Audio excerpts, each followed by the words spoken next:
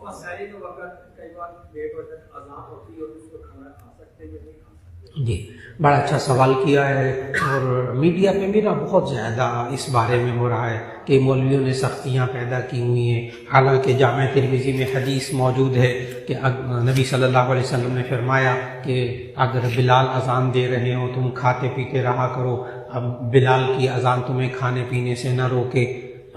جامع ترمذی کی حدیث بیان کرتے ہیں، اور یہ ہے حدیث، میں تو پڑھاتا ہوں اسی جگہ میں، 700 لڑکا سامنے بیٹھا ہوتا ہے۔ تو میڈیا میں آج کل نا یہ حدیث بیان کر کر کے یہ کہتے ہیں مولویوں نے بڑی سختی کی ہے، ورنہ اذان ہو رہی ہو تو کھا پی سکتے ہیں۔ حدیث میں آتا ہے کہ بلال کی اذان تمہیں کھانے پینے سے نہ روکے، جب بلال اذان دے رہے ہوں تم کھا پی سکتے ہو۔ تو میں تصدیق کرتا ہوں کہ یہ حدیث جامع ترمذی میں موجود ہے، لیکن اس کا اگلا جملہ کوئی نہیں پڑھتا میڈیا میں۔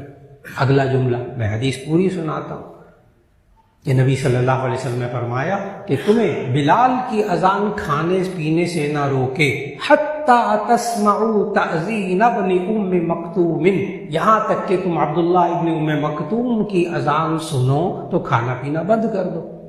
اب محدثین نے اس حدیث کی تشریح میں لکھا کہ رمضان میں حضرت بلال رضی اللہ تعالیٰ عنہ تہجد کی اذان دیتے تھے، سحری کے وقت شروع ہونے کا ایک طرح سے اعلان ہوتا تھا، سحری کے لیے ایک طرح سے جگایا جاتا تھا۔ صرف رمضان میں حضرت بلال تہجد کی اذان دیتے تھے کہ اب سحری کا وقت شروع ہو گیا، کھا لو۔ اور حضرت عبداللہ ابن ام مکتوم یہ اذان دیتے تھے فجر کی، سحری کا وقت ختم ہونے کی۔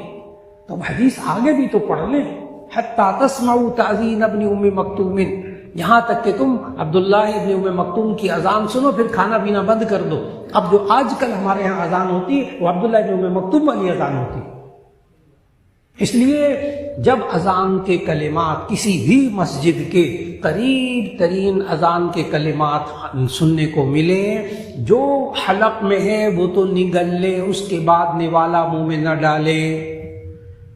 میں نے یہ نہیں کہنا کہ روزے کا ثواب نہیں ملے گا، میں یہ کہوں گا روزہ ہی نہیں ہوگا، قضا کرنا پڑے گا۔ وہ اذان، اچھا اذان شروع ہوگی، میں ابھی پانی پیتا ہوں، ابھی ایک بس اذان ختم ہونے سے پہلے گلاس پانی پی لوں گا، روزہ نہیں ہوگا، قضا کریں اس دن کی۔